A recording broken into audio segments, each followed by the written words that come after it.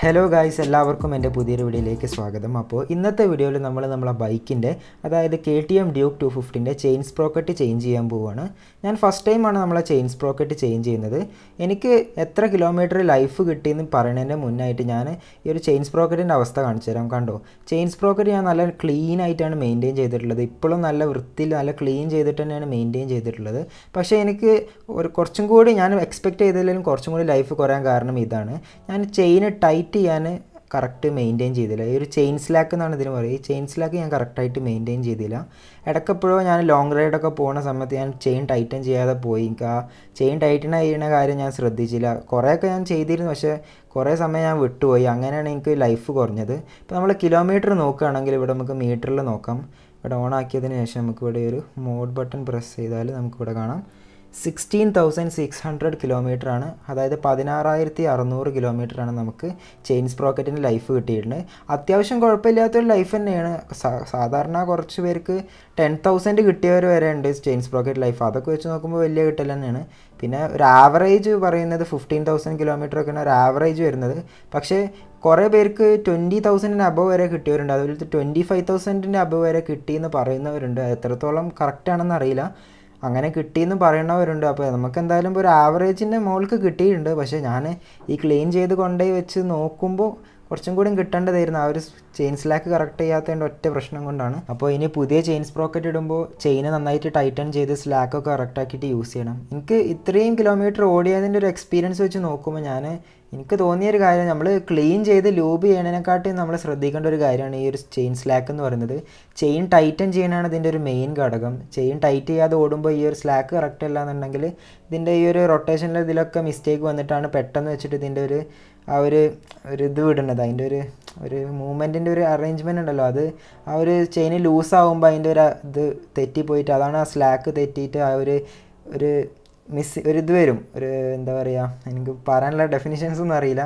ഒരു മിസ്റ്റേക്ക് വരും. അങ്ങനെയാണ് ഈ ഒരു കയറ്റി ഇറക്കം എന്നാണ് നമ്മൾ മലയാളത്തിലൊക്കെ പറയൽ. കയറ്റി ഇറക്കം വന്നിട്ട് കയറ്റി ഇറക്കത്തിൻ്റെ ഒരു സൗണ്ട്, അതായത് ഒരു ചിലങ്കൊക്കെ കൊട്ടിയിട്ട് ഇങ്ങനെ കയറി താന്ന് അങ്ങനത്തെ ഒരു സൗണ്ടാണ് ഇതിൽ വന്ന് വരിക. അപ്പോൾ എനിക്ക് തോന്നിയൊരു കാര്യമാണ്, ചെയിന് നമ്മൾ ലൂബ് ചെയ്ത് ക്ലീൻ ചെയ്ത് കൊണ്ടുനടക്കണേക്കാട്ട് നമ്മൾ ശ്രദ്ധിക്കേണ്ടത് നമ്മൾ ചെയിൻ ടൈറ്റൻ ചെയ്യുക, എന്നിട്ട് മാത്രമേ നമ്മൾ ക്ലീനിങ് ലൂബിങ്ങും ഒക്കെ നോക്കേണ്ട ആവശ്യമുള്ളൂ. അപ്പോൾ നമ്മളിന്ന് ചെയിൻ സ്പ്രോക്കറ്റ് ചേഞ്ച് ചെയ്യുന്നത് ഷോറൂമിൽ നിന്നല്ല, നമ്മൾ കുറ്റിപ്പുറമുള്ള മോട്ടോ പ്ലാനറ്റ് എന്ന് പറഞ്ഞൊരു ഷോപ്പിൽ നിന്നാണ് നമ്മൾ ചെയിൻ സ്പ്രോക്കറ്റ് കാര്യങ്ങളൊക്കെ ചേഞ്ച് ചെയ്യുന്നത്. അപ്പോൾ നമുക്ക് നേരെ ആ ഒരു ഷോപ്പിലോട്ട് പോവാം.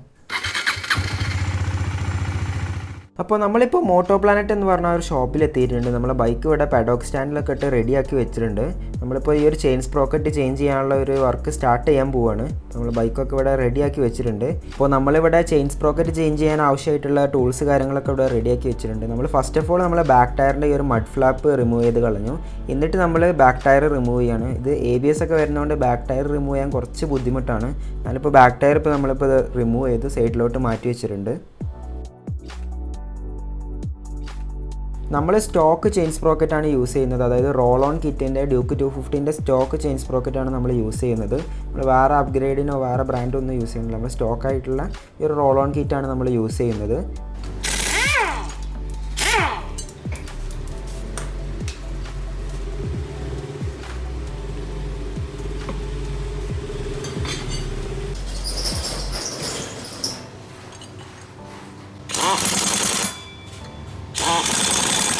അപ്പോൾ നമ്മൾ ചെയിൻ സ്പ്രോക്കറ്റൊക്കെ ചേഞ്ച് ചെയ്ത് ഫുൾ സെറ്റാക്കി വെച്ചിട്ടുണ്ട്. ഇതാണ് നമ്മളെ പുതിയ ചെയിൻ സ്പ്രോക്കറ്റ് വരുന്നത്. നല്ല നീറ്റ് ആൻഡ് ക്ലീൻ പുതിയ ചെയിൻ സ്പ്രോക്കറ്റ്.